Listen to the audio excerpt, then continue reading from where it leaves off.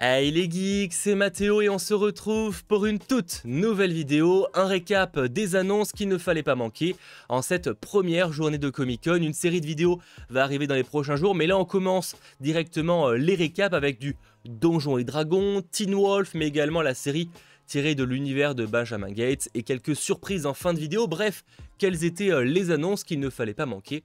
Eh bien regardons ça en détail. Alors déjà la première chose, j'en ai fait une vidéo dédiée donc on va pas forcément rester très longtemps là-dessus, mais en gros on a eu le droit aux premières images et surtout une affiche pour le film Donjons et Dragons, donc tiré du jeu de rôle du même nom et qui est daté pour le 1er mars 2023. Voici donc l'affiche avec au casting Chris Pine, Michelle Rodriguez, Regé-Jean Page, Justice Smith, Sophia Lillis ou encore Hugh Grant. On a d'ailleurs eu les droits aussi à un trailer qui a été partagé de la part de Paramount, et si ça vous intéresse d'avoir mon avis un peu là-dessus, je vous invite à aller voir justement la vidéo dédiée que j'ai pu faire où je découvrais ce trailer. Mais en tout cas c'est plutôt prometteur, c'est que ça a l'air d'être assez déjanté, c'est que beaucoup comparaient ça avec un peu un gardien de la galaxie mais dans un univers de heroic fantasy, et c'est vrai qu'à première vue c'est un petit peu comme ça que je pourrais décrire la chose, donc on verra, mais en tout cas il y a du potentiel, c'est certain. Et apparemment les réalisateurs étant de grands fans du jeu de rôle, il y a beaucoup de références au jeu de rôle en question. Alors j'ai eu des retours, apparemment c'est le cas, après j'avoue que je ne suis vraiment pas calé sur l'univers pour pouvoir le dire, et d'ailleurs n'hésitez pas à me faire part de votre avis sur le rôle des personnages, sur les castings, parce que Chris Pine sera donc Edgin le barbe, on a ensuite Michelle Rodriguez qui sera Olga la barbare, on va dire comme ça, on a Regé-Jean Page qui sera Zank le paladin, Justice Smith qui sera Simon le sorcier, on a Sophia Lillis qui sera Doric la druide, et on a ensuite Hugh Grant qui sera le voleur, voilà, Forge le voleur. Donc voilà, on va voir ce que ça va donner, mais en tout cas le casting et les personnages qu'ils incarnent ont été dévoilés. Ça sort le 1er mars, on en reparlera probablement.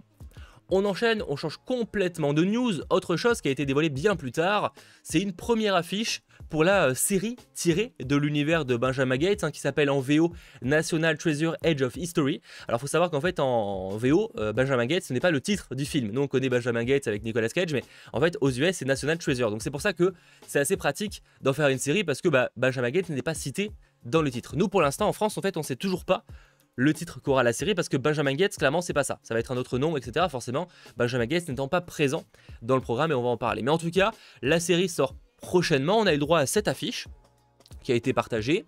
On a également eu droit à un petit, comment ils appellent ça, un teaser, voilà, un petit teaser très rapide pour le coup, mais c'est vrai que c'est un programme qui me donne très envie, parce que moi j'adore les programmes un petit peu d'aventure comme ça, et finalement on n'en a pas tant que ça, et j'avoue que bon, je suis un grand fan des Benjamin Gates aussi, alors même si là ça change complètement de thématique, enfin c'est pas le même personnage, on y suit notamment un personnage féminin principal, donc c'est sûr que c'est un peu différent, mais je pense qu'il y a un potentiel, donc à voir ce que ça va donner, sachant que ça débarque évidemment sur Disney+. On a également eu le droit à un petit behind the scene qui en dévoile un peu plus aussi au niveau image, etc. Donc pareil, je vous inviterai à aller le voir pour plus d'informations. On a les différents personnages, différents acteurs, avec lui notamment qui revient, ce sera le principal retour par rapport à Benjamin Gates, c'est ce personnage-là.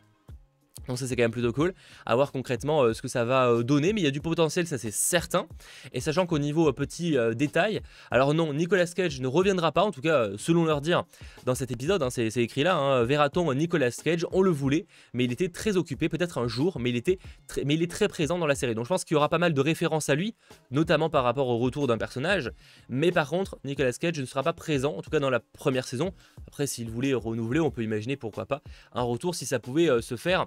Sachant qu'apparemment les créateurs ont voulu en faire une série et qu'ils avaient 10 heures d'histoire à raconter. Donc est-ce que ça veut dire qu'on aura 10 épisodes d'une heure? On verra, je croise les doigts. Et autre petit teasing d'ailleurs, il n'est pas impossible que cette série fasse allusion à la page 47 qui a été évoquée du coup dans le dernier Benjamin Gates quand il kidnappe le président, il me semble. Il y a un truc comme ça, et du coup il faut référence à quelque chose sur la page 47. On pouvait supposer que c'était peut-être lié à Benjamin Gates 3 du coup, et visiblement c'est pas impossible. C'est pas certain, mais c'est pas impossible, vu comme il le tease, et c'est quand même le truc officiel, qu'il fasse référence à cette page 47 dans la série. On verra, mais j'avoue que je suis assez curieux de savoir ce que ça va concrètement donner. Bon, ça c'était la série tirée de l'univers de Benjamin Gates. Quand on aura évidemment plus d'informations, je vous tiens au courant. On enchaîne de nouveau avec Teen Wolf, le panel par rapport au film pour commencer. Donc on a eu le droit à un trailer qui a été partagé, enfin ouais, un petit teaser, ils appellent ça teaser? Non, trailer. En tout cas un trailer de 1 minute 22, donc voilà pour ce film Teen Wolf qui débarquera quand même cette année. Donc en vrai ça sort plus tard dans l'année, c'est plutôt cool. Sur Paramount+, alors en France à voir. Est-ce que d'ici là on aura reçu Paramount+, qui devrait arriver soit en fin d'année, soit début 2023, ou est-ce que ça va sortir sur Canal+, qui a signé un deal avec Paramount pour proposer leur contenu avant que la plateforme arrive, faudra voir. Mais en tout cas, Teen Wolf, j'espère que pour les fans, on l'aura en même temps que les US, qui ne disaient pas à patienter tout simplement. J'avoue que je ne suis pas forcément calé sur Teen Wolf, donc c'est pour ça que je ne vais pas trop rentrer dans les détails, mais je peux vous partager ce que le trailer révèle, notamment que Crystal Reed, Allison, revient d'entre les morts. Donc ça c'est plutôt une surprise je crois pour ceux qui attendaient, qui sont fans de la série et qui attendaient le film. Selon le créateur de la série, enfin le créateur de la série et donc le créateur du film, il voulait s'assurer de rendre justice au personnage. Donc ça c'est quand même assez louable. Apparemment à la base il ne voulait pas forcément faire une nouvelle saison de cette série là parce qu'il n'en voyait pas forcément déjà intérêt et comprenait pas trop en termes de durée ce que ça pourrait rendre. Et en fait on lui a proposé un film et il s'est dit mais c'est parfait, j'avais écrit une courte saison 7, ça pourra en faire un film, donc voilà. Sachant que du coup le panel a également confirmé que vraiment il y aura un saut dans le temps par rapport au final de Teen Wolf, ce qui est assez logique à la dernière nouvelle, avec Scott qui aura maintenant 50 ans, ce qui est quand même bien plus âgé que dans la saison finale, et apparemment Scott va quitter Beacon Hills et vit maintenant à Los Angeles où il mène une vie normale, solitaire, et Derek a également un fils que Wesley, donc le personnage d'acteur, a aidé à choisir en tant que producteur pendant le processus d'audition. Wesley qui depuis incarne Superman entre autres, dans la série Superman et Lois pour précision. Et donc voilà, en tout cas le film Teen Wolf qui sera une suite à la série ramènera quasiment tous les acteurs principaux, voilà, vous avez la liste là. Je vais pas faire l'horreur de prononcer les prénoms et de me foirer dessus.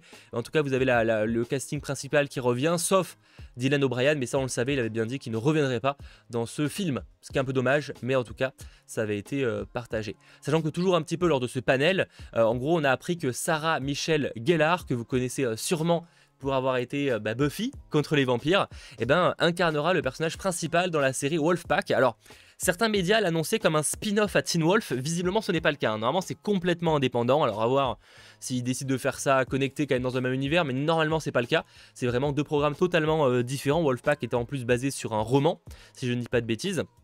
C'est ça, étant basé sur le roman de Edo von Belcom. Et donc on y suit une adolescente qui est incarnée par Armani Jackson et une fille Bella Shepard, enfin en tout cas incarnée par Bella Shepard, dont la vie est changée à jamais lorsqu'un incendie de forêt en Californie réveille une terrifiante créature surnaturelle. Et donc le personnage que va incarner l'actrice de Buffy contre les vampires, c'est le personnage de Christine Ramsey, une enquêteuse sur les incendies criminels, une experte très appréciée dans son domaine, qui n'est pas étrangère aux pertes personnelles, emmenée par les autorités pour attraper l'adolescent incendiaire qui a déclenché un incendie de forêt massif, qui a peut-être également conduit au réveil d'un prédateur surnaturel terrorisant Los Angeles. C'est un programme qui arrivera prochainement également sur Paramount+.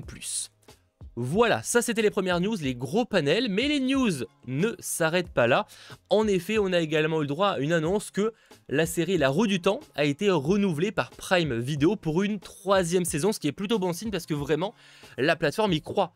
On va dire vraiment beaucoup à ce programme-là, parce qu'ils avaient déjà renouvelé la série pour une seconde saison avant même la sortie de la première, et là ils renouvellent la saison 3 avant même la sortie de la seconde. Donc vraiment, ils y croient un maximum et c'est plutôt rassurant pour ça. Donc en tout cas, fans de La Roue du Temps, bonne nouvelle, une 3e saison est déjà annoncée.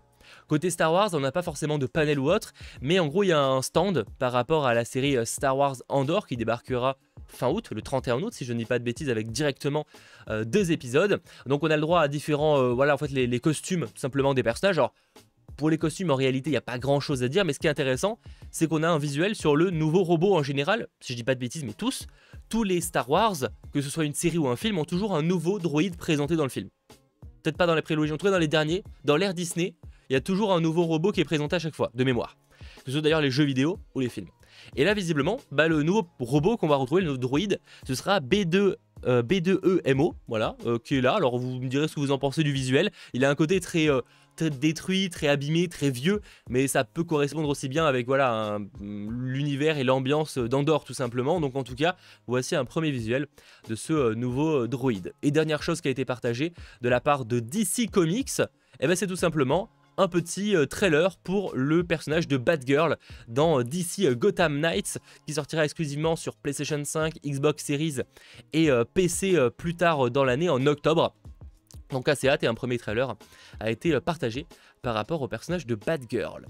Voilà globalement les news qu'il ne fallait pas manquer justement cette première journée de Comic Con. Alors sachez qu'il y a un autre récap ciné-série qui arrive dans la journée, mais un récap de ciné-série plus classique, disons. Là c'est vraiment un récap des annonces qu'il ne fallait pas manquer, mais on en reparlera dès demain pour le récap justement des annonces d'aujourd'hui, mais également dès ce soir avec entre autres le panel Marvel Studios Animation qu'on va suivre en direct, et ça dès 20h30. En général, c'est à partir de là que les annonces commencent à s'intensifier. En tout cas, merci d'avoir suivi cette vidéo. Si ce n'est pas déjà fait, n'hésitez pas à lâcher le petit pouce vers le haut, à vous abonner, et on se retrouve très vite pour de nouvelles vidéos et de nouveaux lives. Ciao tout le monde.